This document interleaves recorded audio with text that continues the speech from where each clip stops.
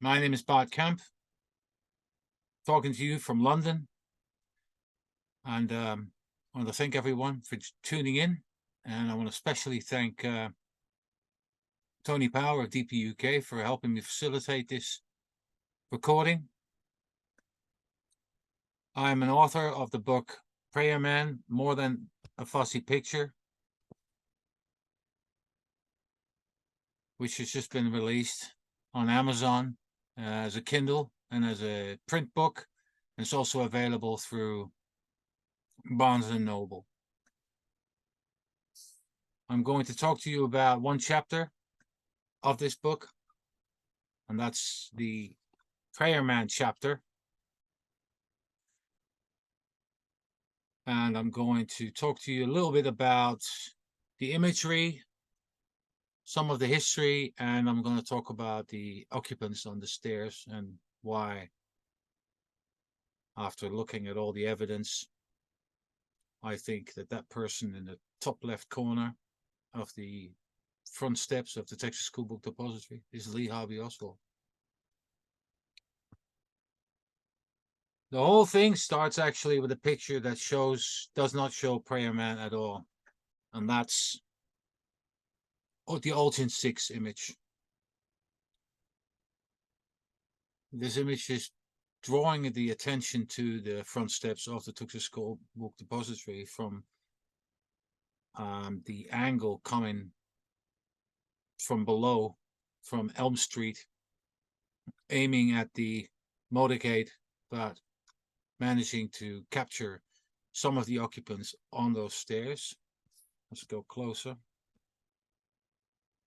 Like here, for instance. After a long investigation, basically managed to find out that Carl Edward Jones is the guy who's looking on profile below Billy Lovelady. Bill Shelley's right next to him wearing his jacket, his sports shirt with the black tie. Joe Molina and Otis Williams were part of the accounting department of the Texas School Book Depository. And Ruth Dean and Madeline Rees worked on a floor above them. Now, there are others, but they're partially obscured due to the fact that the two Secret Service agents here on the right of this detailed shot are blocking the view of these people. Now, Prayer Man itself only becomes a person once people start to check about the so-called Olchin's photograph and Billy Lovelady sticking out, because a lot of people at that time believed it was Lee Harvey Oswald. And that's probably because of the quality of the printing back in those days, 60 odd years ago, black and white printing, newspapers, speed, all these things weren't really beneficial for the actual quality of a photograph. So the FBI got a print made that very same day, and they took that print to Lovelady's house in the evening and showed it to him. And Lovelady said, "Yeah, that's me on that in that picture." Now, some of the researchers went, "Oh, that's not enough. Let's just start having a look at if there are any other imagery. Is there any other imagery that shows those front steps from maybe from a different angle so we can look at it?" Well, Dave Weekman, first of all, had his finger on the trigger when the shots were fired, and his camera swerved slightly a bit to the right, and therefore he managed to capture the front of the Texas School Book Depository building, and even more precisely the occupants on the stairs. In the first swerve shot he does, he also captures the group of people that are standing alongside Elm, all next to each other. And why don't I just draw in a little? This group of people are all people from the Texas School Depository. Almost all. What I can point out is, sorry, that one wrong. These two. On the right, that's Ockers Campbell. And on the left, that's Roy Truly. Now, the second swerve, Wiegman has managed to get closer to the Texas School Book Depository front entrance. And that's when there's more detail of the said occupants visible.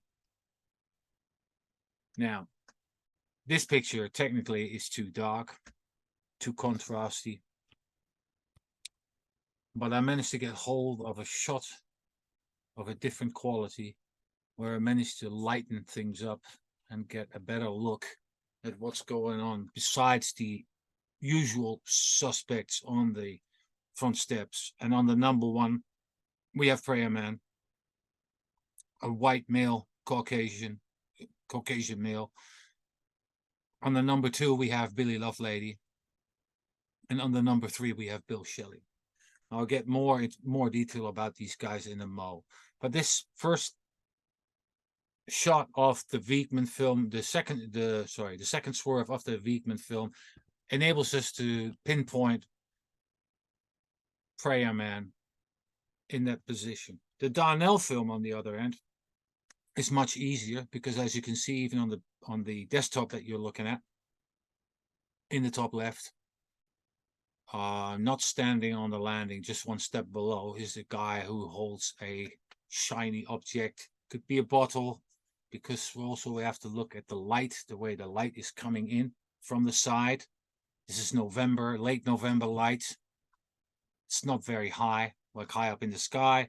It's really late autumn, early winter light coming in. So, but you can see that that person is standing in the shadow, but because he's holding something that is a glass or a bottle, it magnifies. He's in that zone from being almost in the sunlight and almost full in the shadow, and that the glass seems to catch something, and that's why there's this white dot near his hands as such. Now, this film, of course, this still comes from the James Darnell film. Darnell film was shot about 10 seconds after the Wiegman film. There was only one car in between. Kamp Car 1, which had Dave Wiegman in it, and Kamp Car 3 with James Darnell in it, and Malcolm Couch. And in this film, we see just slightly more detail, even though due to the blur and the pixelation of the actual image, the resolution of this particular image is very, very small. It came from a DVD, which is 25-year-old technology. So screen technology these days, everything is being sent out in 2K or 4K. For some mysterious reason, they're not in the public realm, but we basically have some issues with trying to recognize who's who, but the combination of the Wiegman film, the Ulgin 6 photo, and the Darnell film, and the Couch film, must not forget that, we get to see and a fair bit about the people that were standing on those steps, the ones that left the steps, and also the ones that went onto the steps after the shots had been fired. But before we get to that, let's go a little bit of history, because I'm the modern guy that talks about it, but actually this was discussed back in 1968 between a few researchers. One was called Richard E. Sprague. For those that don't know, Richard E. Sprague had quite a bit of involvement as a photographic expert for the House Select Committee on Assassinations. And then there was Harold Weisberg, which everyone should know. And if you don't, I suggest you read Whitewash or Photographic Whitewash. And then there is a Canadian professor of Kingston University called Richard Burnaby. Richard Burnaby made these drawings based on the photographs. He got copies from Richard E. Sprague, who managed to get hold of a copy of the Wiegman film. And when Sprague had the film, he, believe it or not, he had it chopped to bits, and he had a professional photographer reproduce those images, the prints from the film onto 5x4-inch black and white negatives. We've had these black and white negatives in our hands. That one print with the numbers 1, 2, and 3 that you saw earlier, that one is from the Richard E. Sprague archives. Now, Barnaby was a good analyzer, but he was also a great drawing artist, because as you can see here, he is doing pretty good drawings of people standing in front of the door of the Texas School Book Depository near the entrance, and their movements, and whether he suspects it, just as I do, in the top left of this one, that he's drinking. And the top right, the guy with the tie, that's Bill Shelley. And here as well, he uses all the films at that point that he has access to in his research. The film that's missing is the Darnell film. I think that would have helped him a lot more. This was all done in '68, and then it went quiet until 40 years later. And there were a few people that started to look at it and were also investigating Malcolm Couch film really quickly, because with the Couch film, we make a few discoveries in conjunction with Wiegman and Darnell. First of all, the timing of it. The Couch film, because of what it does, it captures only a part of the Marion Baker run, and swerves, doesn't even captures the front stairs at all, but swerves back. But by swerving back earlier, we see two things that are really important. Number one, we see two individuals that have left the steps really, really quickly and are already captured mid-flight of going to their area of interest. The other thing is that the Couch film shows, when it pans back, it pans through Cam Car 2 and Cam Car 1, and therefore you see Dave Wiegman, who had already run down Elm Street, which has been shown so many times in many different documentaries. And by photographing that part, we're able to time matters, as in Dave Wiegman getting out the car, running down Elm Street, and starting to film the Hesters and other people who had basically started to sit down on the grass. Couch captures this in the distance, like roughly down there. So what I did was I pulled stills off that sequence, and I managed to see the position, and I'd also find where Wiegman stood when he filmed the Hesters as such. But there's something much more important happening in this movie, and that is the departure of three people that stood on the steps and were captured in the Couch film. The red circle, that's Lovelady and Shelley. Now, Lovelady and Shelley said this themselves in their FBI and DPD statements, that they left immediately, only for them to contradict that during their Warren Commission, and stating that they stood on the steps for up to 3 minutes. Which is amazing, because Oswald apparently had his coke and came down the steps and left the building within 2.5 minutes, according to the Secret Service and the FBI.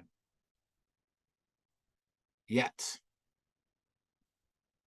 they didn't see that happen, nor did they see him coming down with his bottle of coke, guzzling it down before leaving and getting his jacket and so forth. No one saw him do that. Strange, isn't it? But anyway, the other thing is, within this red circle, See the guy basically pulling himself up on the land, on the traffic sign post. That's Carl Edward Jones. Let's go to his folder.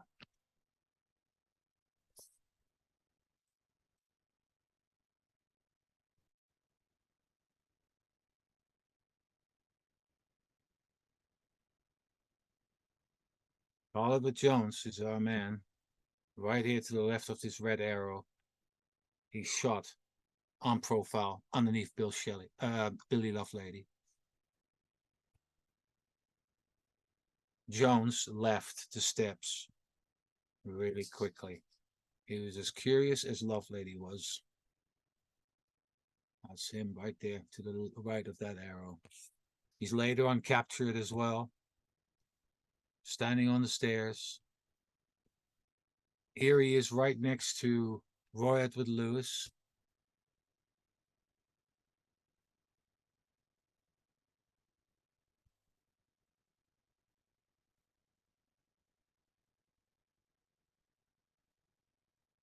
A still picture. Yeah, there you go.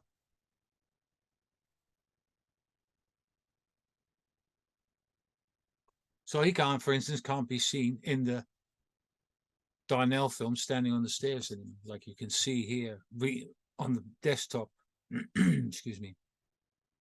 On the bottom left of the stairs, there is no one standing still anymore because all the people are actually moving or actually stopping to look left what's happening down Elm. And they all stand with their backs towards the camera practically. Whereas on the right-hand side, there's people standing all, again, looking down Elm to see if they can capture anything that was happening there, elevating themselves to get a better view. Now, let's go back to Lovelady and Shelley. As you know, I just showed you this. And from that, I took a bunch of stills. So did Richard E. Sprague. Richard E. Sprague took one massive print of the couch film and pointed Lovelady and Shelley out. Right there. So, then after taking several copies and compare them and use 5 different sharpening techniques in Photoshop, we came across the top 5 images there, and you can see his bald patch on the back of his head here. And you think, like, what do you mean bald patch? Well, when Oswald's paraded into the Dallas police, you can see Billy Lovelady sitting there. There you go, better picture. And Oswald, as you can see in the background, with his shirt ripped off his shoulder, while he's being basically put in a holding cell.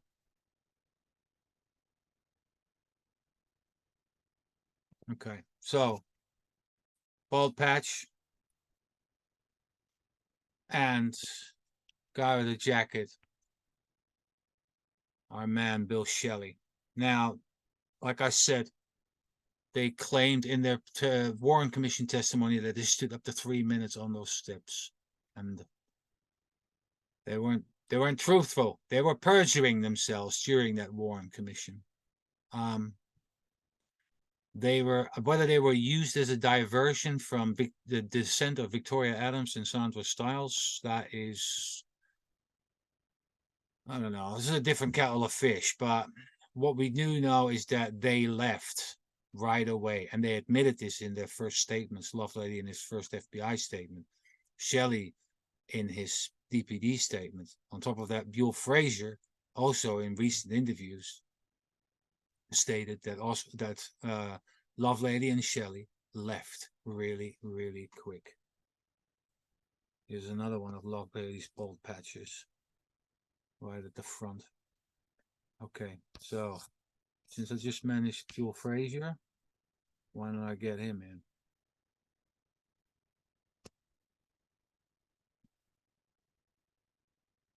There he is in the corridor of the DPD, 3rd floor. Gus Rose right behind him. This is him inside Robbery and Homicide Bureau next to the number 2. Gus Rose is number 1. Linnie Mae Randall, number 4. Richard Sims is number 5. I don't recognize number 6. And number 3 is the father that came along as well. I forgot his name. I don't think it was McCann, was it? No.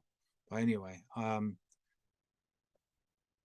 Frazier gets quite rough treatment, and this is something that's quite important. That is quite telling, because a lot of people say, well, no one said they saw Oswald there, not even Frazier or Molina. But at the same time, no one saw Frazier, no one saw Molina, no one saw Carl Edward Jones, no one saw Roy Edward Lewis, no one saw them. Yet, what we know is that Roy Edward Lewis and Carl Edward Jones were African Americans. Bill Frazier got arrested in Irving. It had Rose and Richard Stovall, the detectives for the DPD, picked them up from the Irving police station, go via Frazier's house and pick up the rifles.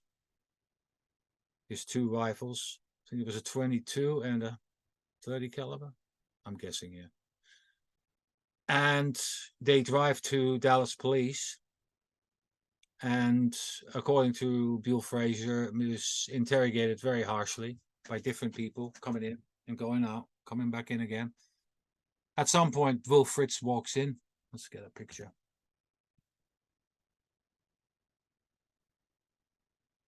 There's our guy. And Will Fritz walks in and says, and gives him a statement to sign. And the statement basically says that Frazier is complicit in murdering JFK. And of course he says, I'm not going to sign that. So Fritz sort of raises his hand, and Frazier replies with words to that effect, like, we're going to have quite a fight in here if you think you're going to hit me. After which Frazier says that Fritz grabs a piece of paper and walks out the office as such. That's quite a thing. That's quite a statement to say about one of the number 1 lawmen in Dallas at that time. A pre-made statement for him to sign as such. Yeah, one day I'll hope to investigate a little bit more about this, but that's quite a thing. Anyway, so from Frazier, we go to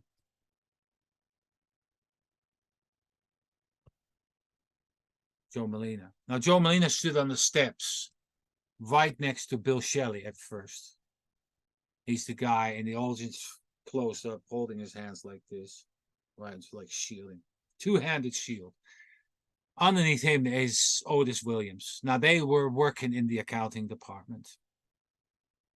And another funny thing, I mean, Molina worked at the Texas School Book Depository, if I'm not mistaken, 13 years. He was one of the first ones to arrive every day to open up together with Jack Doherty. And Molina gets into real trouble in the middle of the night of the 23rd, 2 o'clock in the morning. It's Assistant DA Bill Alexander and Pat Ganaway, who's the head of the Criminal Intelligence Service, who knock on his door and don't have a warrant, but want to search his place. So even though without the warrant, Molina says, yeah, all right, go for it.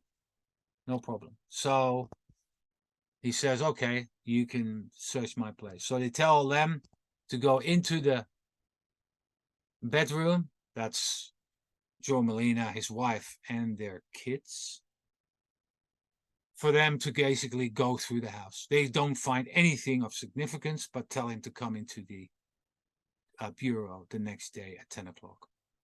This he does.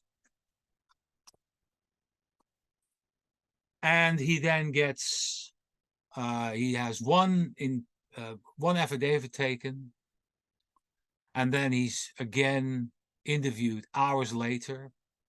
That particular interview is not typed up for months. Why? But later on, I think in February and March, finally it's typed up. Under the reason that he didn't want to sign it. Which is quite odd, because there was the second statement that he did that day was signed by him. So, quite strange. But anyway. So he as well gets into real trouble. And this trouble doesn't end because Jesse Curry starts to blab about him on camera in the corridors on the 23rd.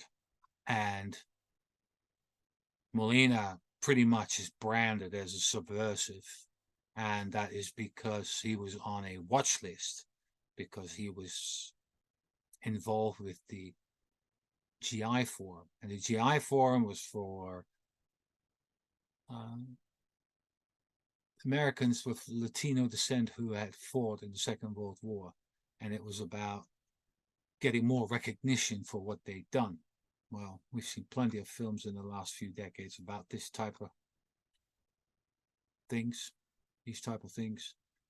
So the bottom line is that the FBI thought the GI Forum was, and the Criminal Intelligence Division think that the GI Forum is filled to the brim with Communist Party activists, and even though they have informants in there, they can't nail anything on Molina as much as they try. And they try from agency to agency to agency. In the end, the DOJ even gets involved in it.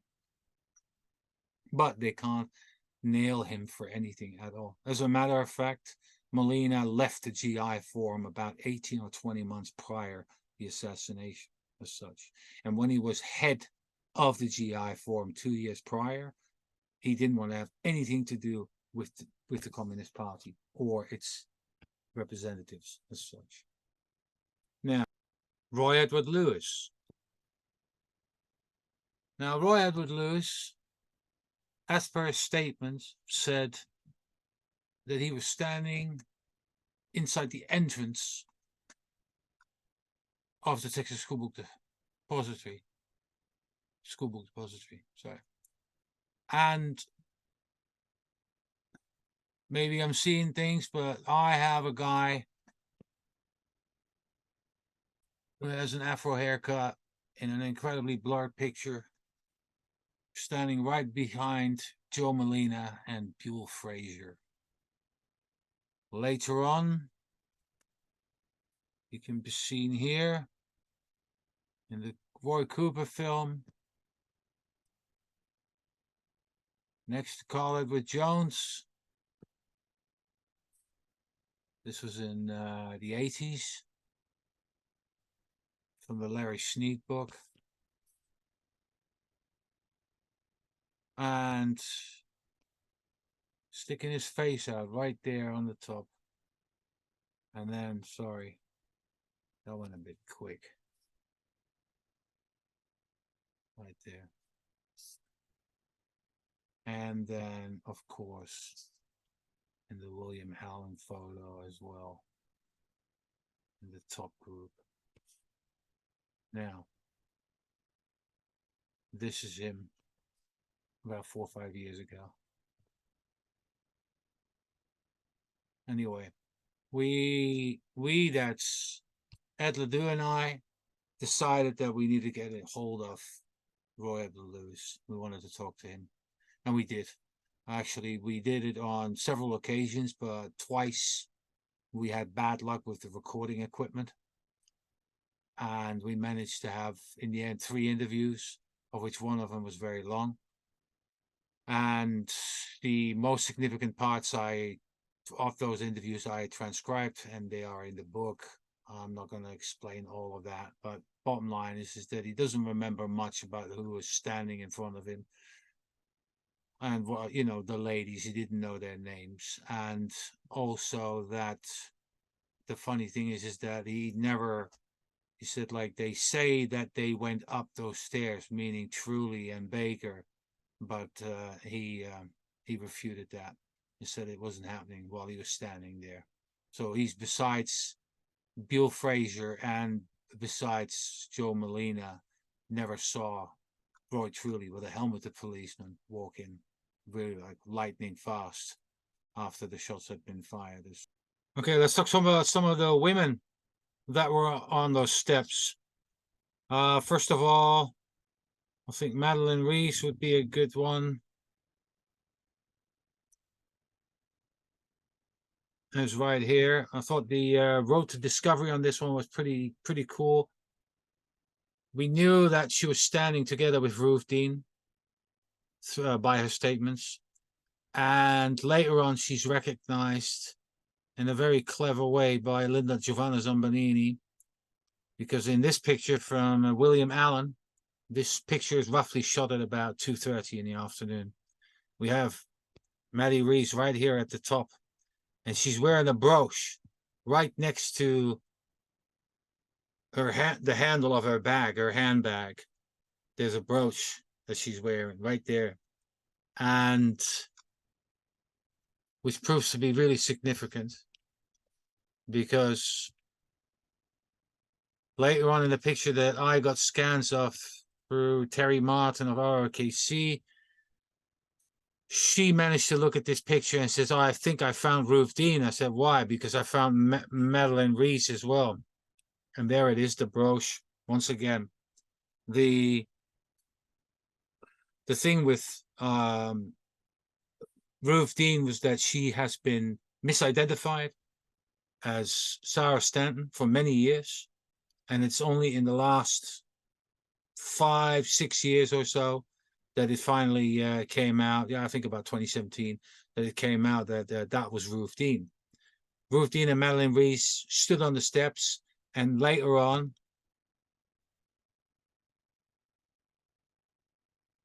next to each other practically, you can see underneath the red arrow, that's Madeline Reese, always seen like shielding herself, well, almost all the time, because in Darnell, she's seen just standing right next to Ruth Dean.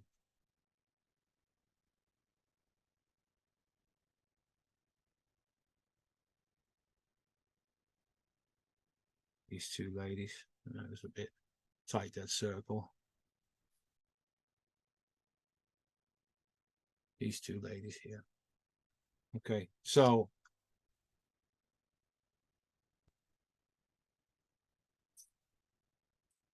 and that was quite a good find, because everyone was always wondering about Ruth Dean, where she actually was on the steps. So here she's just sticking out the chest of the Secret Service agent. There she is, just below Billy Lovelady and Otis Williams.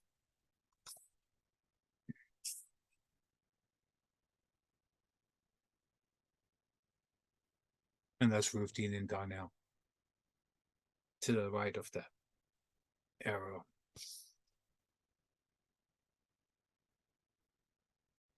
Ruth Dean was on the criminal intelligence list.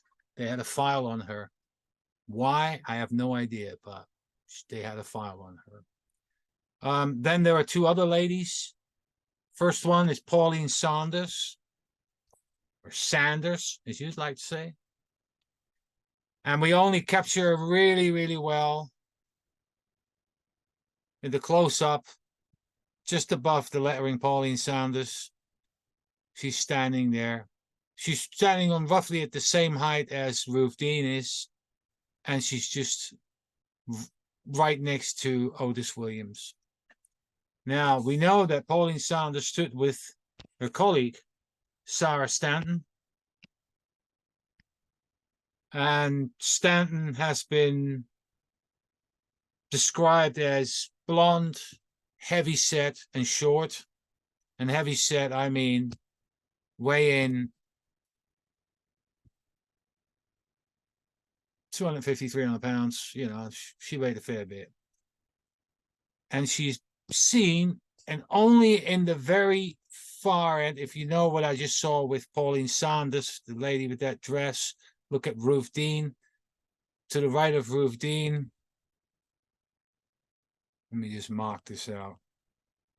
It's going to be a bit difficult. So Ruth Dean is here. X marks the spot. And on this red X is where Pauline Sanders is standing just above. And right next to that is a woman dressed in white and blonde hair. And that is Sarah Stanton.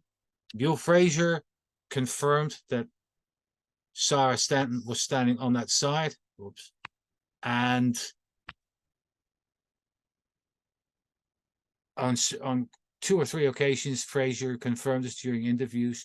On top of that, Sanders and Stanton were known to be standing next to each other. Now, after the shooting in Darnell, they may have moved, go up slightly a bit more. Again, the problem is that we're not standing, the camera work is not done standing straight in front of that entrance. We're looking in leftwards. So what's happening right around that corner, that edge, is a bit difficult to ascertain. And therefore, Sarah Stanton was very hard to capture. I think she's also standing here, just above the ladies. And it's very hard with the Darnell film, because you can see the artifacts and all the stripes and marks, they're all digital artifacts, or they're copying artifacts going from film to videotape. So that's Sarah Stanton and Pauline Sanders. And then, of course, we've got Otis Williams. Now, Otis Williams is a very interesting person as well, because as you can see here, he's the guy standing with his right hand, and he's looking not like where Billy Lovelady's looking. He's almost looking like where the cars are basically turning around the corner from Houston onto Elm, whereas Lovelady's looking down Elm. Otis Williams had a pot belly. Here he is again, wearing his glasses. And while being outside, there he is with his jacket on. Williams left relatively quickly. I mean, as quick as Lovelady and Shelley left the steps, Williams went up the stairs to go up to the 4th floor to look what was happening outside the windows. That's him in later years, 20-odd years after the deed. In all the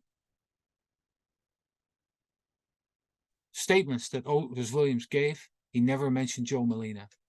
And they were together, and he never mentioned him, that they were standing on the steps together. Now, overall, we've got a few indicators that point to Lee Oswald being that person standing there on the top left. Why is that? Well, first of all, from all the enlargements and as fuzzy as they may be, characteristically, they do resemble Lee Oswald. Just like the person standing up in the middle of those steps resembles Bill Wesley Fraser. But not one person present has said that Lee Oswald was standing with them on those steps. Now we know that no one wanted any affiliation with Bill Fraser, Joe Molina, or the African Americans, Roy Edward Lewis and Carl Edward Jones. Nobody mentioned them. Okay? Then there is the fact that the person that's standing in that corner could have come out later with the group or just before the group of Fraser and Roy Edward Lewis. We've interviewed, Fraser has been interviewed, and 10 years ago he said he didn't know who that was, and then he's only becoming stronger in his convictions of saying that that is not Lee Oswald. But if he's been asked, like, but then who is it? He can't answer that. That's another problem. Everyone says they haven't seen Oswald on those steps over there, but they can't tell anyone, or don't dare to tell anyone, or just want to stay out of it, who that particular person actually is. Because this is the issue. How many workers were there inside the Texas School Book Depository that were Caucasians and male? And there's only 4. Like I stated already, Bill Frazier, Billy Lovelady, Jack Doherty on the 5th floor, and Lee Harvey Oswald. Now, Frazier and Lovelady are recognized in the films, in the Viekman and the Darnell films. Doherty, we know that he came from the 5th floor. He met up with Eddie Piper on the 1st floor when he came down. So that leaves only one person. But once again, that's just an opinion. Could it be a stranger? Well, that's another problem, because Commission Exhibit 1381 clearly states, by all but one of them, that they didn't see any strangers in the building just before, during, or after the assassination. Nor did anyone state, did you see Lee Oswald at the time of the shooting? No, I did not. Some people basically went even further and said, I've never met the guy, never spoke to him, never had no contact with him. He was a weirdo. Oswald was a person that didn't instigate a conversation that quickly. But he'd talk to you if you talk to him. Now, that's talking and discussing photographic material. I think I'm gone about as far as Badgeman probably would be. But the problem with Badgeman is that it's a result of artistic interpretation, where people start to color things in, and all of a sudden we have a human shape. Here we know we have someone standing there. I mean, I've looked at the Mormon Polaroid in high resolution, and I still can't see what those guys who came up with Badgeman saw originally. I can't see it. And I'm a photographer, so, and I just can't see it for the life of me. What we do know is that we have someone here standing in that corner of the front steps of the Texas School Book Depository. So is there any other evidence? Well, there is. And this is the very first interrogation of Lee Oswald after he's arrested. Now, of course, when he's arrested, he's brought in as a cop killer. That's another reason for people to shun and stay well clear of Lee Oswald. Yeah? I mean, if you think that Molina, with his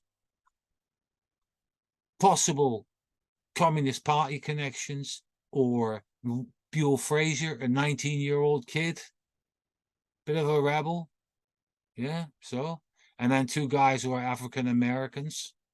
For those that don't know, I think the Jim Crow laws were about to be abolished at that time. So that wasn't an easy gig for them either. And then we've got Lee Oswald, who's basically dragged in as a cop killer, not as a murderer of the president. He's arrested for the murder on Tippit. That's what happens. So would you then say, oh yeah, I work with him, and we go to work all the time, etc., etc. Because the fact that Frazier got into trouble is just the fact that he drove with Oswald to work. That was his bit, basically, to get accused of being complicit in that whole affair. Now, the first interrogation is held by Will Fritz.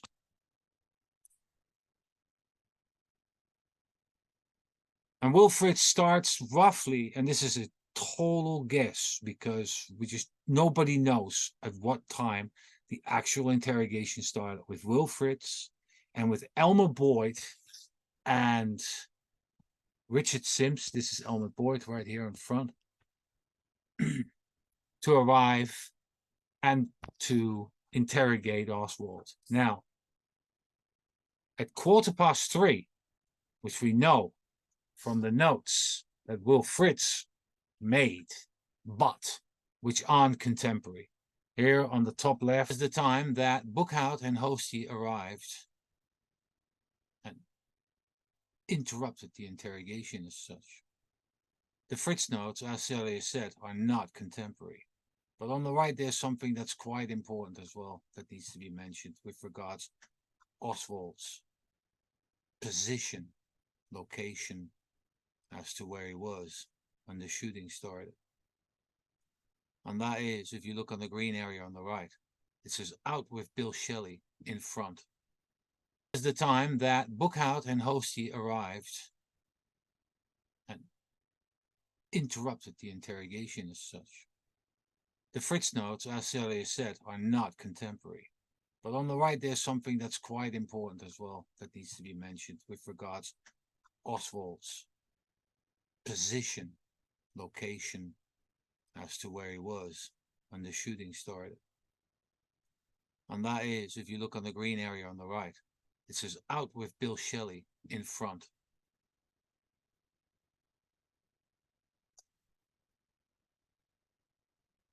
Those are the Fritz notes. The Fritz notes were released in late 1997. However, before that, there was another set of notes about 10 months earlier. And these were written down by James Patrick Hosty. Now, James Patrick Hosty was a special agent for the FBI. And he's right here underneath the name Robbery with a newspaper behind his left hand. To his left is Bill Alexander. Bill Alexander had a few words about him with Jim Hosty at that time, because Hosty's name was in Oswald's address book, which was held inside the room on the left. And behind, on the right, you see a guy standing with a white shirt. That's David Johnston. He arraigned Oswald twice. And behind that, in the blinds, the room with the blinds, that's the actual office where Oswald was interrogated. Now, Hosty arrives together with James Bookhout. And Bookhout, right here, smoking his pipe, the gray suit. Okay? They're the two FBI agents that come in. Now, Hosty is the only one that makes notes. First, he makes notes with his flip book notes. He'll check it, take out your little leather-bound flip book, open it up, and start basically putting down words, phrases, not full sentences. You just do that. Now, according to Hosty's own book, Assignment Oswald, Hosty goes into the room, which is right behind Bill Alexander, which is Walter Potts's office. And the Oswald evidence was laid out in that room. This is mostly of interest to Hosty, of course, because Hosty had Oswald's case file. And Hosty starts taking notes, but he uses a blank block of Dallas PD affidavits. It's a block of paper, pre-printed. I hereby declare, blah, blah, blah, signature, date, bit. Everything can be filled in. And then, of course, below you put your handwritten statement down. But Hosty uses them, the back pages, as such. Now, in that first interrogation, it becomes clear that Oswald has an alibi. Because Oswald says here, and this is so important, and this was only found by me in 2019, in Feb. O stated he was present for work at TSBD on the morning of November 22nd, and at noon went to lunch. He went to second floor to get Coca-Cola to eat with lunch, and returned to first floor to eat lunch. Then went outside to watch P parade. I think it's pretty obvious that P stands for presidential. Now, one more time here above, you can see affidavit in any fact in mirror writing right here on the top bit. Yeah. Okay, so then all of a sudden I saw the connectivity between his flipbook notes, of which only one page was available at that time, and this statement. Now, this statement was this on the back of affidavit paper, was made available early in '97, but barely any researcher actually picked up upon it, nor made it the connection to the Will Fritz notes either. So then I started to look and color code, where do these two set of notes meet each other? And that's what I did with the colors, basically. And you can see that the report on the right is based on the notes of the left, and that this was called a pre-report before they actually type out a report. Standard procedure for the FBI back then was write it all down, then type it all out. Once it's typed out, get rid of the notes. Now, whether he kept it as a souvenir or I don't know, I don't care. Bottom line is it's good that he kept them, because later on a joint report is made between Bookhout and Hosty.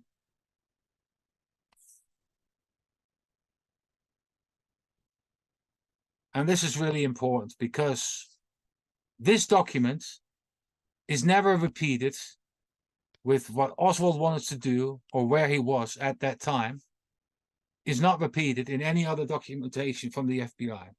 Instead, when Oswald dies, because he said, I took the coke for my lunch. 12 o'clock is lunch break at Texas School Book Depository, not 12:25, 12 o'clock. So they go, get a drink, sit down, eat lunch, etc., etc. Now you think, that's all fine and dandy, but is there any trace of that? Well, there is a bit of that. And that is, I'm just doing this quickly. The bottle. The bottle of drink is standing exactly at the spot where Prayer Man was standing. And also, closer look will tell you there's a bag, a lunch bag, leaning against it as such. That's Jesse Curry's fingers, by the way, as you can see. The bottle itself is discovered even more than half an hour later, still standing on the steps. When Fritz leaves the TSBD, take my word for it, there's the bottle, the end of the bottle is sticking out, just like that. I'm willing to bet my house on this, that if anyone had taken that bottle and taken the fingerprints of it, there it is still. Just to the shoulder, to the left of the arm, upper arm there. It's just there. That's at 2:30. The bottle was still there. Now, why am I bringing up the coke? Because the coke was meant to be for his lunch, not after his lunch. Because what did he do for all that time between 12 and 12:30, and then all of a sudden gets a coke? The coke is mentioned with Mrs. Reed after the encounter as well. But Mrs. Reed makes the mistake of saying that Oswald was wearing a white t-shirt and not his jacket or shirt, as we call it. Now, this particular statement by Hosty and Bookhout is important because it's actually on page 2. This is it. Also stated that he went to lunch at approximately noon, and he claimed he ate his lunch on the first floor in the lunchroom. However, he went to the second floor where the Coca-Cola machine was located and obtained a bottle of Coca-Cola for his lunch. Oswald claimed to be on the first floor when President John F. Kennedy passed this building. First floor, they're the front steps, the landing of the front steps. Now, if he stood one step down, then semantics. But he was basically on the first floor when the president came down or came past the building. Now, then comes the next document. And that's the document where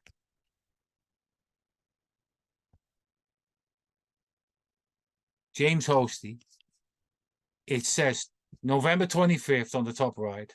Yeah. Although it says here on November 22nd. And dictated on the 24th, which means it's after Oswald got killed.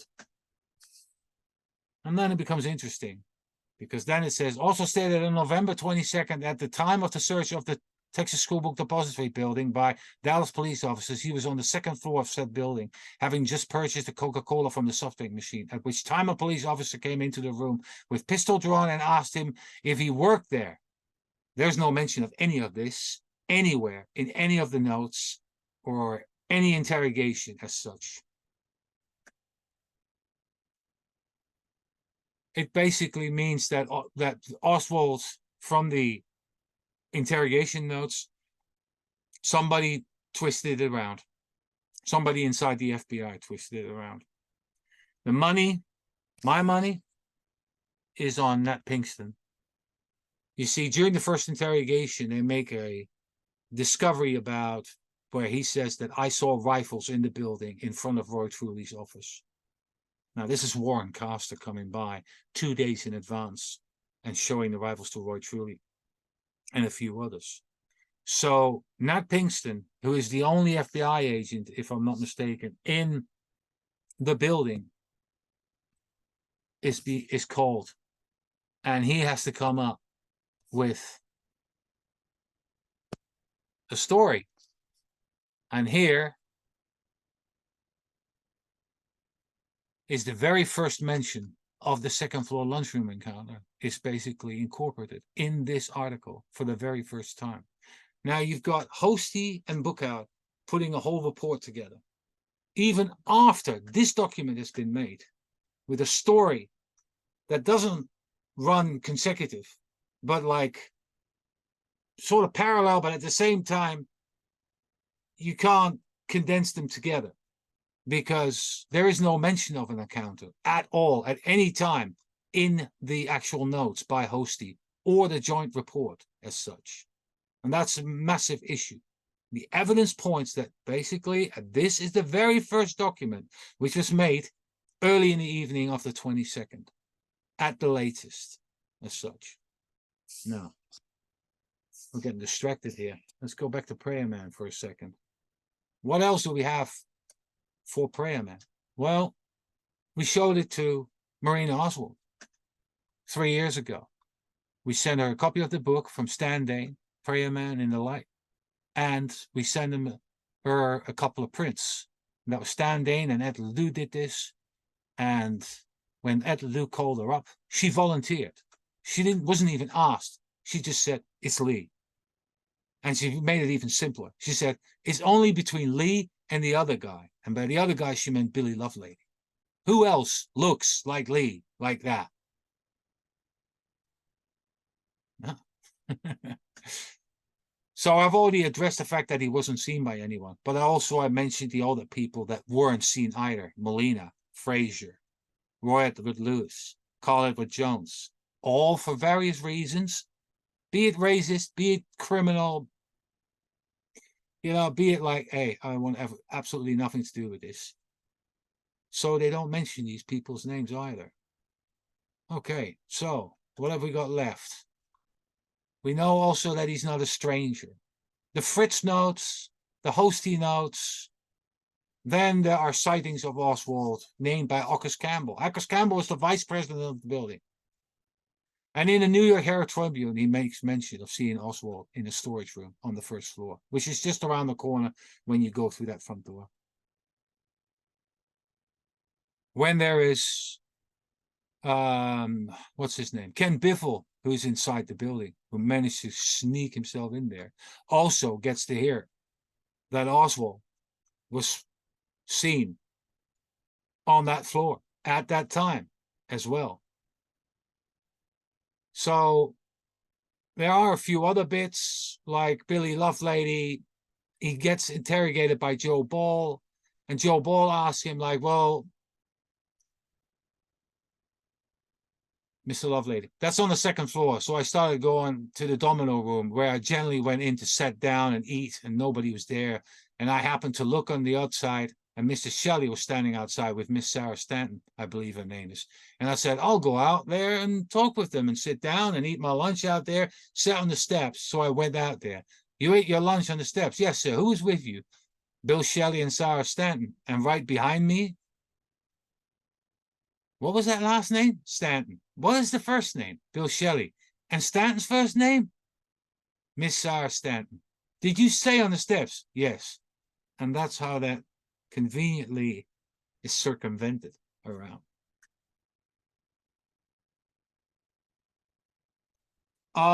Eddie Piper, during his Warren Commission testimony, Eddie Piper was inside on the first floor. During his Warren Commission testimony, he's hauled back in because he just will not commit to saying he saw Truly come in with a helmeted policeman to support the second floor lunchroom encounter. And he even says at that point that Oswald said to him he was going up or out after he met Oswald after 12 o'clock. Now, he couldn't remember whether it was up or out, but during his statements, he just said up. So it's peculiar that all of a sudden he mentions that. It's small, but I think it's significant. And then there are, of course, the statements from Roy Truly and Pauline Sanders, who both claim that they saw no one inside the vestibule, which is the area right behind that front door. And that's really odd, because you can see on the desktop picture already that there are at least 5 or 6 people making their way up those stairs, trying to go into the building. So when Pauline Sanders is still on the stairs, and when Roy Truly is in the center of the picture, of this desktop picture, right in between Stetson Man, the guy with the white outfit, and the Stetson looking up to the building, and the man in the gray jacket and the hat on, that's Roy Truly. Roy Truly hasn't even turned around and made his way to go into that building, whenever that may have been. Okay? So that's another issue. But it's just odd that these two statements say, no, there was nothing there. Why do you have to say that? Why? Why does Carolyn Arnold say in her FBI statement that she thought she saw Oswald behind the door in the vestibule? That got deep sixed as well. So, you know, and so it now comes down basically to finding a better copy of the film, and that will settle it as far as I'm concerned. The film will be the icing on the cake, and whenever that will happen, I don't know. If anyone's got a good copy of Darnell, give me a shout. And I will basically make large scans of this and use artificial intelligence to deblur. And then we can all sit in a lounge chair and kick back. Anyway, I think I've waffled on enough already. Thank you very much for your time. And hopefully maybe till next year. Ciao.